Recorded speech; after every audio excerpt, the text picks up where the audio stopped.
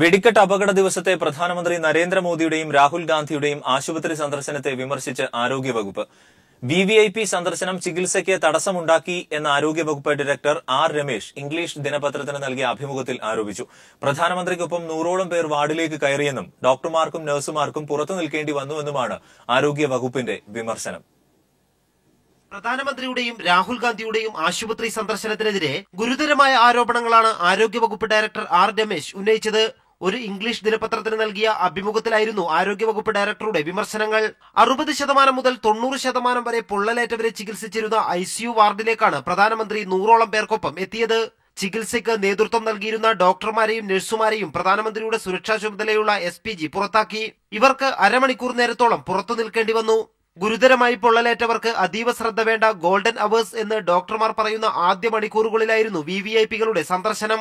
പൊള്ളലേറ്റവർക്ക് അണുബാധയേൽക്കാതിരിക്കാനുള്ള മുൻകരുതലുകളൊന്നും ഇവർ സ്വീകരിച്ചില്ല. മാത്രമല്ല, ചികിത്സയിൽ ഉണ്ടായിരുന്നവരെ കയ്യുറ പോലുമില്ലാതെ സ്പർശിക്കുകയും ചെയ്തു. ICUവിൽ ഉണ്ടായിരുന്ന ഒരു രോഗിക്ക് പെട്ടെന്ന് സ്ഥിതി ഗുരുതരമായപ്പോൾ ഡോക്ടർമാർ അകത്തുകടക്കാൻ ശ്രമിച്ചു.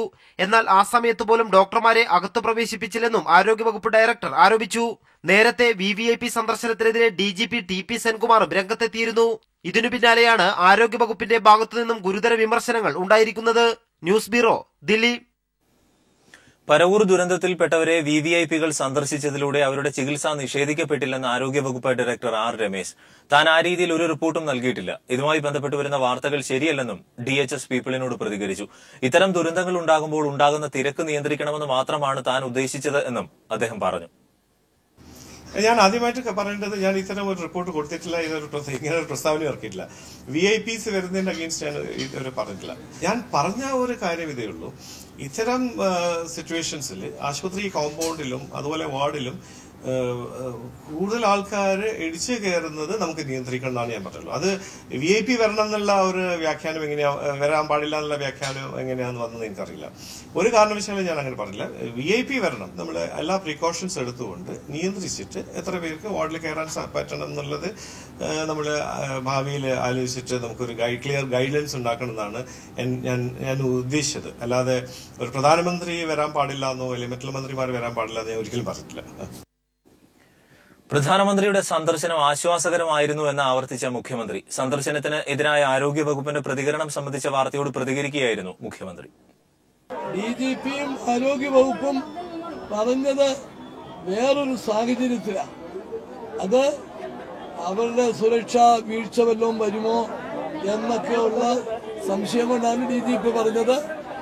ആശുപത്രിയാണെങ്കിലും ഗുരുതരമായ പരിക്കു പറ്റിയ ഇത് കിടക്കുന്ന ആശുപത്രിയിലേക്ക് കൊല്ലത്ത് പ്രധാനമന്ത്രി പോയില്ല, രാഹുൽജിയും പോയില്ല. എന്താന്ന് ചോദിച്ചാൽ അവിടെ സന്ദർശകർക്ക് നിയന്ത്രണമുണ്ട്, പിന്നെ അവരുടെ ചികിത്സ നടന്നുകൊണ്ടിരിക്കുക, അതുകൊണ്ട് പോയില്ല. പരവൂർ അപകടത്തിൽ പോലീസിനെതിരെ അറസ്റ്റിലായ പ്രതികൾ പോലീസിന്റെ വീഴ്ച തങ്ങളുടെ മേൽ കെട്ടിവെക്കാൻ ശ്രമിക്കുന്നുവെന്ന് പ്രതികൾ കേസിൽ അറസ്റ്റിലായ 13 പ്രതികളുടെയും ജാമ്യാപേക്ഷ കോടതി തള്ളി. 20-ാം തീയതി വരെ ഇവർ പോലീസ് കസ്റ്റഡിയിൽ തന്നെ തുടരും.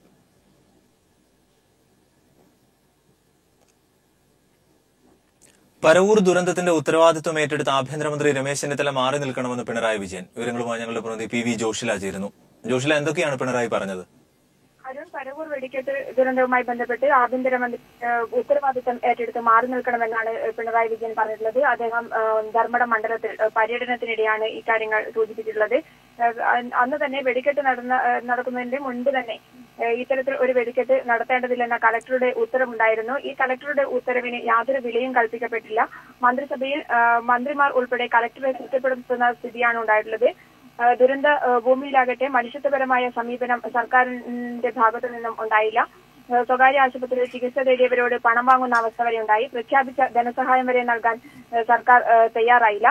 ശവസംസ്കാരത്തിനുള്ള പണം പോലും നൽകിയില്ലെന്നുമാണ് പിണറായി വിജയൻ ധർമ്മടം മണ്ഡലത്തിലെ പര്യടനത്തിന്റെ പറഞ്ഞത്. PV ജോഷില കണ്ണൂരിൽ നിന്ന് വിവരങ്ങൾ നൽകിയത്. പരവൂർ അപകടത്തിൽ പോലീസിനെതിരെ അറസ്റ്റിലായ പ്രതികൾ പോലീസിന്റെ വീഴ്ച തങ്ങളുടെ മേൽ കെട്ടിവെക്കാൻ ശ്രമമെന്ന് പ്രതികൾ കേസിൽ അറസ്റ്റിലായ 13 പ്രതികളുടെയും ജാമ്യാപേക്ഷ കോടതി തള്ളി. 20-ാം തീയതി വരെ ഇവർ പോലീസ് കസ്റ്റഡിയിൽ തുടരും. രാജ്കുമാർ കൊല്ലത്ത് നിന്ന്. രാജ്കുമാർ, വിശദാംശങ്ങൾ.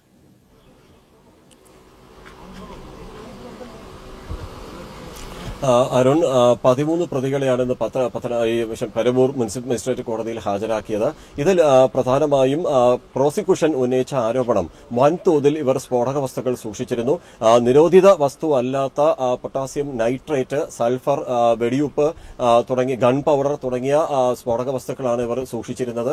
ഇതിന് പോലീസ് ഇതിനെ തടയാൻ ശ്രമിച്ചെങ്കിലും ഇത് തന്ത്രപരമായി ഒളിപ്പിച്ചാണ് വൻ സ്ഫോടക ശേഖരം ഇവിടെ എത്തിച്ചതും. അതുകൊണ്ടാണ് ഇത്രയും വലിയ ആഘാതത്തിൽ സ്ഫോടനമുണ്ടായി എന്നുള്ളത് പ്രോസിക്യൂഷൻ ആരോപിക്കുന്നുണ്ട്. ഒപ്പം തന്നെ അമ്പല കമ്മിറ്റി ഭാരവാഹികളും അതുപോലെ തന്നെ 5ഉം 6ഉം പ്രതികളായിട്ടുള്ള ഈ കരാറുകാർ, അതായത് സുരേന്ദ്രനും കൃഷ്ണൻകുട്ടിയും, ഇവർ ഇത്രയും പേർ ചേർന്നിട്ട് വൻ ഗൂഢാലോചന തന്നെ നടത്തി പോലീസിനെയും ജില്ലാ അധികൃതരെയും കണ്ണുവെട്ടിച്ചുകൊണ്ട് വെറും കമ്പം അല്ലെങ്കിൽ ആചാര വെടിക്കെട്ട് എന്നത് അതിന് അനുമതിയാണ് നൽകിയിരുന്നത്. എന്നാൽ ആചാര വെടിക്കെട്ടിന് പകരം മത്സരക്കമ്പം നടത്തി ഗവൺമെന്റിനെ വഞ്ചിക്കുകയാണ് ചെയ്തത്, തെറ്റിദ്ധരിപ്പിക്കുകയാണ് ചെയ്തത് എന്നുള്ള ആരോപണങ്ങളാണ് പ്രോസിക്യൂഷൻ മുന്നോട്ട് വെച്ചത്. ഒപ്പം ഇപ്പോൾ റിമാൻഡിലുള്ള ഈ 13 പ്രതികളെയും വിട്ടുകിട്ടണം. 10 ദിവസത്തേക്കാണ് കസ്റ്റഡിയിൽ ആവശ്യപ്പെട്ടത്. എന്നാൽ കോടതി 5 ദിവസം മാത്രമേ അനുവദിച്ചിരുന്നുള്ളൂ. നിലവിൽ ഒളിവിൽ കഴിയുന്ന മറ്റ് അമ്പല കമ്മിറ്റി ഭാരവാഹികളെയും തൊഴിലാളികളെയും ഇതിൽ ബന്ധപ്പെട്ട പ്രതികളെയും കണ്ടെത്തുന്നതിന് ഇവരുടെ സഹായം ആവശ്യമാണെന്ന് പ്രോസിക്യൂഷൻ വാദിച്ചു. അതേസമയം പ്രതിഭാഗം ഇതിൽ പ്രധാനമായും ഉന്നയിച്ചത് ഗവൺമെന്റ് സംവിധാനത്തിന്റെ തകർച്ചയാണ് ഈ അപകടത്തിന് കാരണം. ഇത്രയേറെ പേർ കൊല്ലപ്പെടാനുള്ള കാരണം സർക്കാർ വീഴ്ചയാണ്. സർക്കാരിന്റെ ഡിപ്പാർട്ട്മെന്റുകളായിട്ടുള്ള ജില്ലാ ഭരണകൂടവും അതുപോലെ തന്നെ പോലീസും, ഈ 2 വകുപ്പുകളും കൃത്യമായി അവരുടെ ജോലി ചെയ്തിരുന്നുവെങ്കിൽ ഇതൊന്നും സംഭവിക്കില്ലായിരുന്നു. അമ്പല കമ്മിറ്റി ഭാരവാഹികൾ ആചാര വെടിക്കെട്ട് നടത്താനാണ് അനുവാദം നൽകിയിരുന്നതും അനുവാദം ചോദിക്കുകയും ചെയ്തിരുന്നത്. എന്നാൽ ശാസ്ത്രീയമായി ഇതിൽ കൂടുതൽ സ്ഫോടക വസ്തുക്കൾ ഉണ്ടോ, ഏതൊക്കെ ഉപയോഗിക്കാം, ഏതൊക്കെ ഉപയോഗിച്ചുകൂടാ എന്നുള്ളത് അവർക്കൊരിക്കലും അറിയാൻ സാധിക്കില്ല. അവർ നിരപരാധികളാണ്.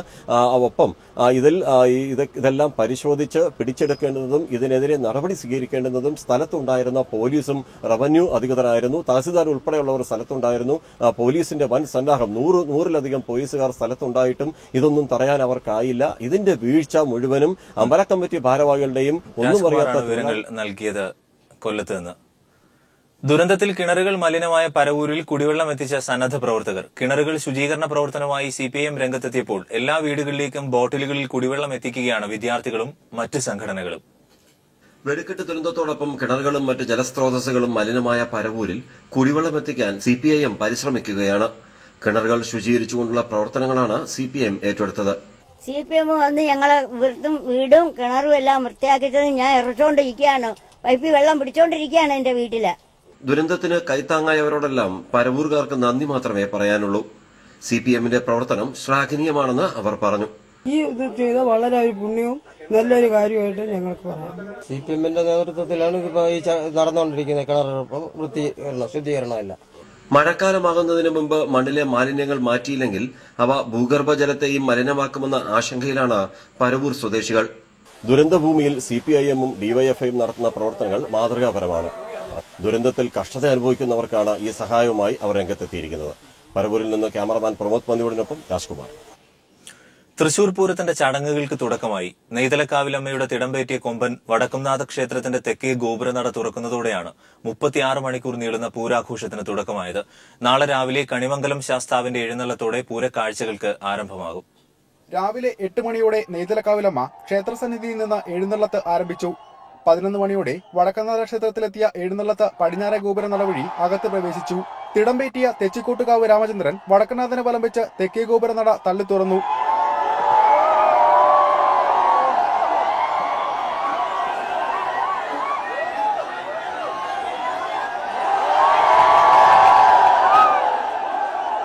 പാണ്ടിമേളവും എത്തിയതോടെ 36 മണിക്കൂർ നീളുന്ന പൂരാവേശത്തിന് തുടക്കമായി.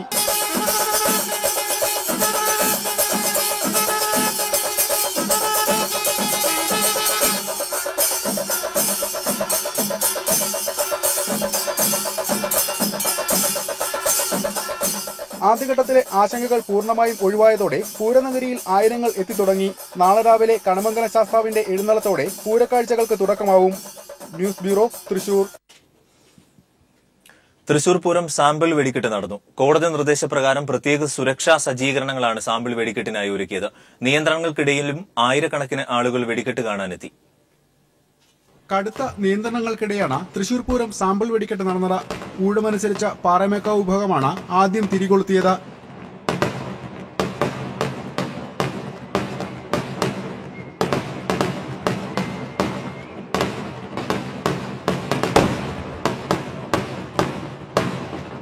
പരവൂർ വെടിക്കെട്ടപകടത്തിന്റെ പശ്ചാത്തലത്തിൽ പോലീസും എക്സ്പ്ലോസീവ് വിഭാഗവും സുരക്ഷയൊരുക്കി. ദേവസ്വം പ്രതിനിധികളും ധാരണപ്രകാരം ഉദ്യോഗസ്ഥരുമായി സഹകരിച്ചു.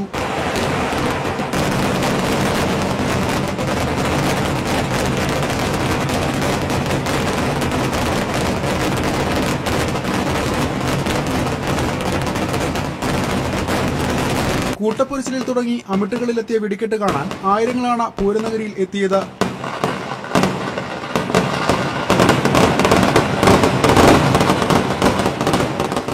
കെട്ടിടങ്ങളുടെ മുകളിലും വെടിക്കെട്ട് ഗ്രൗണ്ടിന്റെ 100 മീറ്റർ ചുറ്റളവിലും കാണികൾക്ക് നിരോധനം ഏർപ്പെടുത്തിയിരുന്നു. 18-ന് പുലർച്ചെയാണ് പ്രധാന വെടിക്കെട്ട്.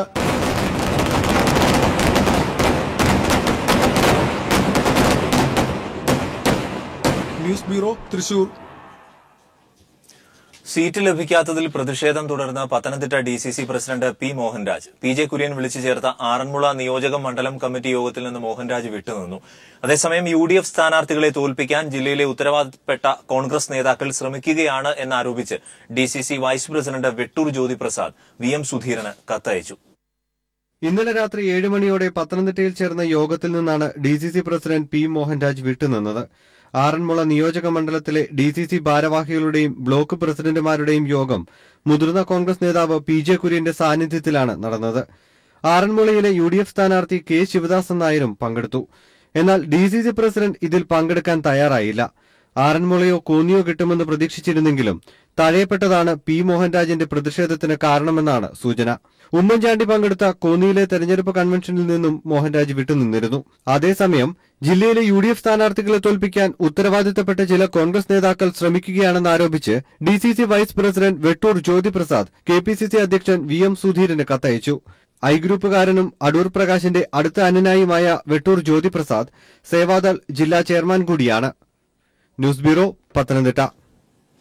തിരുവല്ലയിലെ സ്ഥാനാർത്ഥി വിഷയത്തിൽ ചില പ്രശ്നങ്ങളുണ്ടെന്നും ഉടൻ തന്നെ UDF പ്രശ്നം പരിഹരിക്കുമെന്നും VM സുധീരൻ പറഞ്ഞു. സ്ഥാനാർത്ഥി നിർണയം സംബന്ധിച്ച് UDFിൽ ചില ഒറ്റപ്പെട്ട പ്രശ്നങ്ങൾ മാത്രമാണ് അവശേഷിക്കുന്നത്. തിരുവല്ലയിലെ പ്രശ്നങ്ങളുമായി സംബന്ധിച്ച് ബന്ധപ്പെട്ട എല്ലാവരുമായും സംസാരിച്ചിട്ടുണ്ട്. എത്രയും വേഗത്തിൽ തന്നെ അതിന് പരിഹാരമുണ്ടാകും, അധികം വൈകില്ല. കാരണം UDF ഒറ്റക്കെട്ടായി മുന്നോട്ട് പോകേണ്ട ഈ സന്ദർഭത്തിൽ ഈ ഒറ്റപ്പെട്ടതാണെങ്കിലും അതുപോലുള്ള പ്രശ്നങ്ങളിൽ നീണ്ടുപോകുന്നത് ഒരിക്കലും ഗുണകരമല്ല എന്ന കൃത്യമായ അഭിപ്രായമാണ് കോൺഗ്രസിനുള്ളത്. അത് എല്ലാവരുമായും അത് പങ്കുവച്ചിട്ടുണ്ട്, എല്ലാവരുമായും ബന്ധപ്പെട്ടിട്ടുണ്ട്. ഇതിനെല്ലാം പരിഹാരമുണ്ടാകും. ആലപ്പുഴ DCC പ്രസിഡന്റിന് സീറ്റ് നൽകാത്തതിൽ പ്രവർത്തകർക്കിടയിൽ പ്രതിഷേധം ശക്തമാകുന്നു. ഇതിനെതിരെ പൊതുവേദിയിൽ പോലും പ്രവർത്തകരും നേതാക്കളും പരസ്യമായി രംഗത്ത് വന്നു കഴിഞ്ഞു. SNDP നേതാവിനെ പ്രീണിപ്പിക്കാൻ സ്വന്തം ഗ്രൂപ്പ് നേതാവ് തന്നെയാണ് DCC പ്രസിഡന്റിനെ വെട്ടിമാറ്റിയത് എന്നാണ് പ്രവർത്തകർ പറയുന്നത്.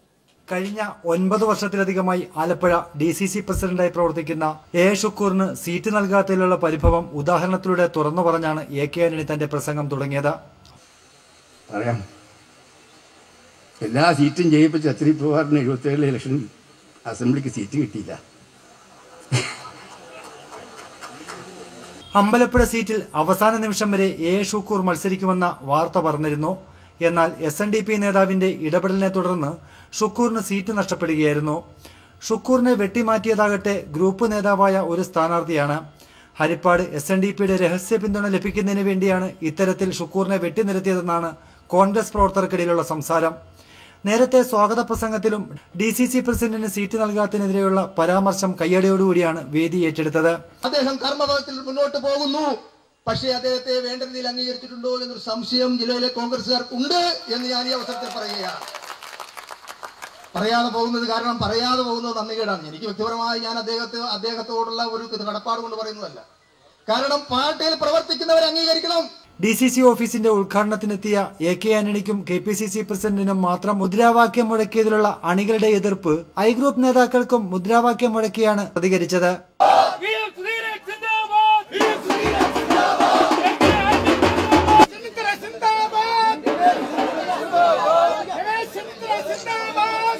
Shah Jahan, news bureau, Alappuzha. കൊടും വരൾച്ച നേരിടുന്ന മഹാരാഷ്ട്രയിൽ സംസ്ഥാന മന്ത്രിക്ക് താൽക്കാലിക ഹെലിപാഡ് നിർമ്മിക്കാനായി ദുരുപയോഗം ചെയ്തത് 10,000 ലിറ്റർ വെള്ളം. മഹാരാഷ്ട്രയിൽ വരൾച്ചയുടെ കെടുതി ഏറ്റവും അധികം നേരിടുന്ന ജില്ലയായ ലാത്തൂരിലാണ് സംഭവം. കൃഷിമന്ത്രിക്ക് വേണ്ടിയാണ് ജലം ദുരുപയോഗം ചെയ്തത് എന്നത് സംഭവത്തിന്റെ ഗൌരവം വർദ്ധിപ്പിക്കുന്നു. കഴിഞ്ഞ 2 പതിറ്റാണ്ടിലേറെ കടുത്ത ജലക്ഷാമം നേരിടുന്ന സംസ്ഥാനമാണ് മഹാരാഷ്ട്ര. ജലത്തിന്റെ പാഴ്ചെലവ് വരുമെന്ന് കണ്ട് സീസണിലെ ഇനിയുള്ള IPL മത്സരങ്ങൾ തന്നെ ഹൈക്കോടതി നിരോധിച്ച സംസ്ഥാനം. അവിടെയാണ് ദേവേന്ദ്ര ഫട്നാവിസ് മന്ത്രിസഭയിലെ രണ്ടാമനെന്ന് വിശേഷിപ്പിക്കുന്ന ഏക്നാഥ് ഖഡ്സെയ്ക്ക് വന്നിറങ്ങാൻ ഹെലിപ്പാഡ് ഒരുക്കുന്നതിനായി 10,000 ലിറ്റർ ജലം ദുരുപയോഗം ചെയ്തത്. മഹാരാഷ്ട്രയിലെ ലാത്തൂർ ജില്ലയിലാണിത്. സംസ്ഥാനത്ത് ഏറ്റവും അധികം വരൾച്ച നേരിടുന്ന ജില്ലകളിലൊന്നാണ് മുംബൈയിൽ നിന്ന് 400 കിലോമീറ്റർ അകലെയുള്ള ലാത്തൂർ. വരൾച്ച മൂലം 1400 കർഷകർ കഴിഞ്ഞ വർഷം മാത്രം ആത്മഹത്യ ചെയ്ത ഇവിടെ ജലത്തിന്റെ പേരിൽ പോരടിച്ചവരെ നിയന്ത്രിക്കാൻ നിരോധനാജ്ഞ വരെ വേണ്ടിവന്നു. ഇവിടെയാണ് ഹെലിപ്പാഡ് ഒരുക്കുന്നതിന്റെ പേരിൽ കൃഷിമന്ത്രി ഏക്നാഥ് ഖഡ്സെ 10,000 ലിറ്റർ ജലം ദുരുപയോഗം ചെയ്തത്. എന്നാൽ വാർത്ത അടിസ്ഥാനരഹിതമാണെന്നും മലിനജലമാണ് ഹെലിപ്പാഡിനായി ഉപയോഗിച്ചത് എന്നുമാണ് മുഖ്യമന്ത്രി ദേവേന്ദ്ര ഫട്നാവിസിന്റെ ഓഫീസിന്റെ വിശദീകരണം. എന്നാൽ വ്യാഴാഴ്ച വൈകിട്ട് 3 മണിയോടെ തുടങ്ങിയ താൽക്കാലിക ഹെലിപ്പാഡ് നിർമ്മാണം വെള്ളിയാഴ്ച രാത്രി 10 മണിവരെ നീണ്ടുനിന്നുവെന്നും ഉപയോഗിച്ചത് ശുദ്ധജലം തന്നെയായിരുന്നുവെന്നും പ്രദേശവാസികൾ പറയുന്നു. News desk. ജപ്പാനിലുണ്ടായ ഇരട്ട ഭൂചലനത്തിൽ മരിച്ചവരുടെ എണ്ണം 29ആയി. 1,00,000-ഓളം പേരെ മാറ്റിപ്പാർപ്പിച്ചു. നിരവധി പേർ ഇപ്പോഴും കുടുങ്ങിക്കിടക്കുകയാണ്. വ്യാഴാഴ്ചയായിരുന്നു ആദ്യ ഭൂചലനം. ഇന്ന് പുലർച്ചെയോടെ തുടർ ഭൂചലനം ഉണ്ടാവുകയായിരുന്നു.